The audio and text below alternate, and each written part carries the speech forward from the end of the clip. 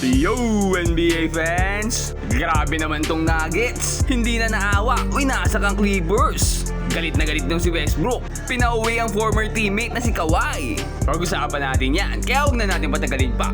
Tara na, let's go!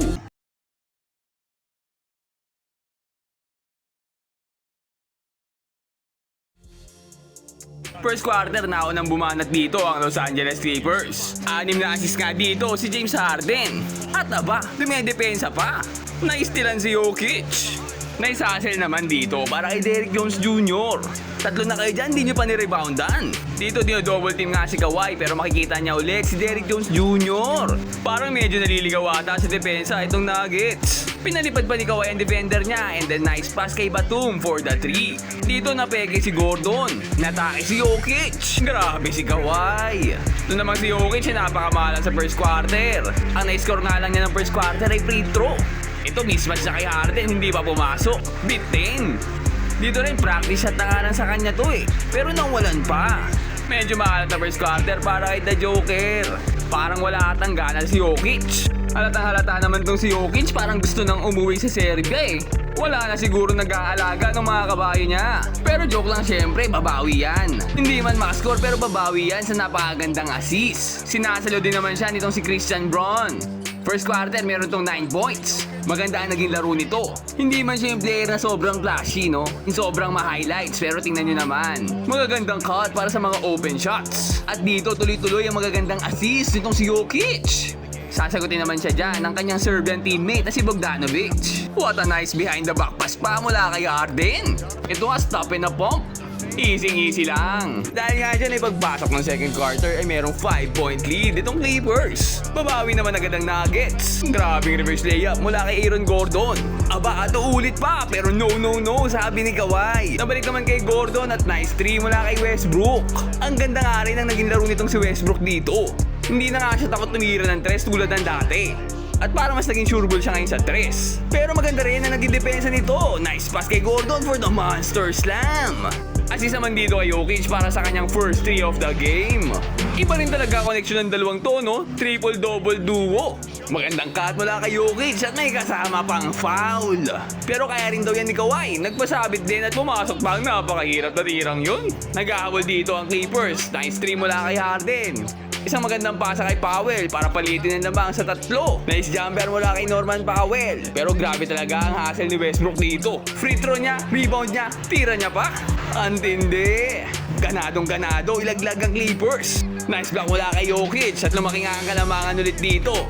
Double digit na, coast to coast pa mula kay Murray para sa first layup of the game. Lumobo nga ulit ng 12 kalamangan dito. Susubukan naman palitin ni Kawhi yan with a nice fade away. Pero natapos pa rin ang first half sa score na 58-47. 11-point lead ang Nuggets. Hindi pa naman sumusuko si Kawhi. Nice 3 para simulan ng second half.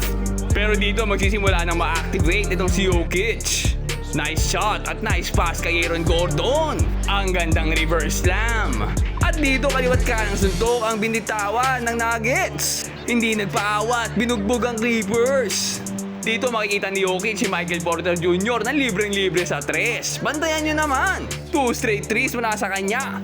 Nice jumper naman mula kay Gordon. At dire-diretso pag-arangkada ng Nuggets, hindi sila mapigil. At dito pang ilang reverse na ata ni Gordon to.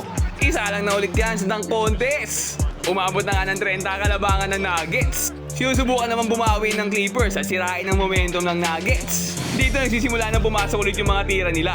Pero ang alat kasi ng third quarter nila eh. Kamalas-batasan naman game 7 pa nangyari to. Napaliit ng konti nila ang kalamangan pero si Jamal Murray hindi pa payag. 2 straight buckets against kay Derrick Jones Jr. Panistong defender nyo. Mas mahaba yan pero hindi man lang nakapalag. Pasok ng fourth quarter, kaya pa ng mga bully niyan kahit 30 ang kalamangan. Ang kaso lang ay parang nawalan na ata ng gana ang Clippers. Tingnan nyo naman. Ano yan, pinabayaan na lang. Pero kahit siguro ako, pag ganyan double team na, sobrang dikit ng bantay, tas pumasok pa. Ay walang nga, sige na, inyo na. Bawi na lang next season. 30 may get kalamangan ng Nuggets dito pero walang awa si Westbrook. Hinahapit pa rin sa depensa ang Clippers. Magkakasunod na steal nga ang nagawa nito. Nakakuha lang naman siya dito ng 5 steals. At dito sa steal lang to, talagang ilalabas niya yung gigil niya sa Clippers. Sasabit sa ring at talagang ayaw bumitaw. nagwawala na. Expected na niya nga at sinabayan pa niya ang technical sa kanya. Pero wala siyang pakialam. Anong technical? Umuwi kayo sa inyo, Clippers. Tinambakan natin, rush talk pa, ang lala. At hindi na nga nakabangon dyan ng Clippers at tapos ang laro sa score na 120-101. Ibang klase performance ng Nuggets sa Game 7 na to. Tingnan nyo naman yung first 5 nila, lahat double digits. Naka 22 points pa and 21 points si Christian Braun at naka 22 points pa si Aaron Gordon at 21 naman kay Christian Braun. Malamig nga dito sa shooting si Jokic, meron na siyang 16 points pero nakabawi naman with 10 rebounds and 8 assists. Hindi natin pwedeng kalimutan ang napakagandang performance ng 6-man nila na si Russell Westbrook. Naghalimaw! 27 minutes lang ang nilaro niya pero nakapagtala pa ng 16 points, 5 rebounds, 5 assists at 5 steals. Kitang-kita sa stats pa lang kung gaano kalaki ang impact niya, both offense and defense. Samantalang ang former teammate naman niya na si James Harden, parang nawala ata. Anyari? Game 7, 7 points lang. Nakakuha naman siya dito ng 13 assists. Pero hindi sapat yan para sa win or go home na game. Ayan, napauwi tuloy sila ni Westbrook. Ito namang si Kawhi, ginawa naman niya ang lahat. 22 points nga siya sa kabila ng pagkatalo. Pero wala, beaten. Kaya Denver Nuggets ngayon ang papasok sa second round itong playoffs natin sa West, kung saan makakatapat nila ang former team ni Westbrook na Oklahoma City Thunder. Excited na nga itong si Westbrook bumalik ng OKC. Matinding laban to, Battle of the MVPs. Kayo mga pre, ano sa tingin nyo? Sino kaya sa dalawang MVP candidate na to ang mamamayagpag? Sino kaya sa kanila ang magdadala ng team nila sa Western Conference Finals? Comment down below and mag-subscribe ka na rin sa ating channel para lagi kang updated sa mga latest NBA happenings. Ayun lang for today, peace out and God bless.